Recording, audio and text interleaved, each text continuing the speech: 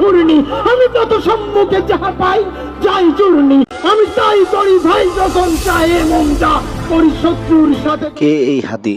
হাদি হচ্ছে ঢাকা ৮ আসনের স্বতন্ত্র প্রার্থী, যাকে নিয়ে সারা দেশে তোলপাড়। এদিকে স্বরাষ্ট্র উপদেষ্টার পদত্যাগ দাবিতে ৩ দফা দাবি ঘোষণা করেছেন সাদেক কায়েম। আমরা ৩ দফা দাবি নিয়ে আজকে স্বরাষ্ট্র মন্ত্রণালয় ঘেরাও করেছি। ইতিমধ্যে আমাদের একটি মিটিং হয়েছে। আমরা আমাদের দাবিগুলো আপনাদের সামনে উত্থাপন করছি।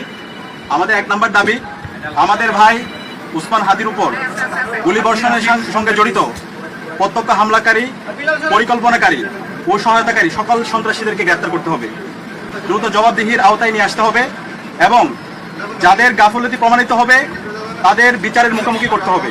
২ নম্বর দাবি, আগামী ৪৮ ঘন্টার মধ্যে নিষিদ্ধ লীগের বিরুদ্ধে এলাকা ভিত্তিক চিরুনি অভিযান শুরু করতে হবে। নিষিদ্ধ ঘোষিত সংগঠনের বিভিন্ন স্তরের সকল সন্ত্রাসীদেরকে গ্রেপ্তার করতে হবে। ৩ নম্বর দাবি, ভারতীয় আধিপত্যবাদের বিরুদ্ধে প্রথম ও অপরিহার্য পদক্ষেপ হিসেবে খুনি হাসিনাকে দেশে ফিরিয়ে এনে তার বিরুদ্ধে মানবতা বিরোধী অপরাধে প্রদত্ত রায় কার্যকর করতে হবে।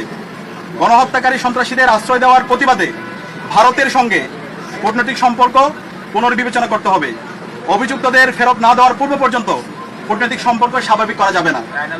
এই দাবি অনতিবিলম্বে না মানা হলে এবং আইন শৃঙ্খলা পরিস্থিতি দৃশ্যমান পরিবর্তন না দেখাতে পারলে স্বরাষ্ট্র উপদেষ্টা, আইন উপদেষ্টা এবং পররাষ্ট্র উপদেষ্টাকে পদত্যাগ করতে হবে।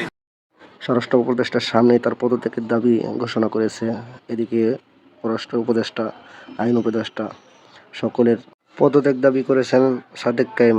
একটি বিষয় আমরা নিন্দা জানাচ্ছি, প্রধান নির্বাচন কমিশনার সে আজকে একটা মন্তব্য করেছে, যে মন্তব্যে সে বলেছে উসমান হাদির উপর যেই হামলা হয়েছে সেটা একটা বিচ্ছিন্ন ঘটনা।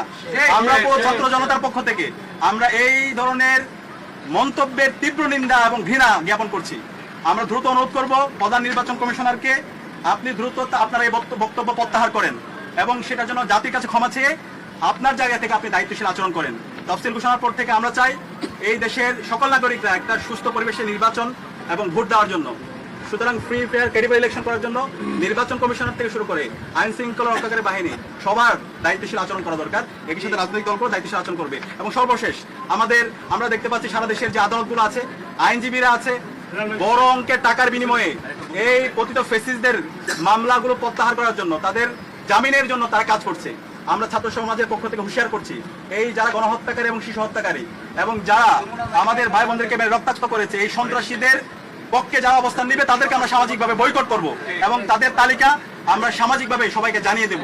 এই জায়গায় এই অপরাধীদের বিচারের প্রশ্নে, খুনি হাসিনার বিচারের প্রশ্নে, নিষিদ্ধ ঘোষিত ছাত্রলীগ, যুবলীগ, আওয়ামী লীগের বিচারের প্রশ্নে এবং এই দিল্লির দাসত্বের বিরুদ্ধে আমাদের একটা জাতীয় ঐক্যমত দরকার। আমরা আশা রাখছি বাংলাদেশপন্থী যারা আছে, দীর্ঘ ফেসিবাদ বিরুদ্ধে যারা আন্দোলন করেছে, আমরা সবাই ঐক্যবদ্ধভাবে আমাদের এই ফেসিবাদের পতিত ফেসিসদের বিরুদ্ধে এবং খুনি হাসিনার বিচারের প্রশ্নে আমরা ঐক্যবদ্ধভাবে আমরা আমাদের আন্দোলন সংগ্রাম জারি রাখবো। এবং যে ৩ দফা দিয়েছি, এই 3 দফা যদি দ্রুত সময়ের মধ্যে আমরা যদি এটা কার্যকর ব্যবস্থা দেখতে না পারি, তাহলে আমরা সারা দেশের মুক্তিকামী ছাত্র জনতাকে সাথে নিয়ে আমরা জুলাইয়ে যেভাবে রাজপথে নেমেছিলাম তার চাইতে আরো শক্তিশালীভাবে আমরা রাজপথে নেমে আমরা গণ আন্দোলন গড়ে তুলব। রাজশাহী বিশ্ববিদ্যালয়ের রাষ্ট্র সাধারণ সম্পাদক ঘোষণা দিয়েছেন, রাষ্ট্র উপদেষ্টা আপনি 50 লক্ষ টাকা পুরস্কার ঘোষণা করলেন আসামি ধরার জন্য।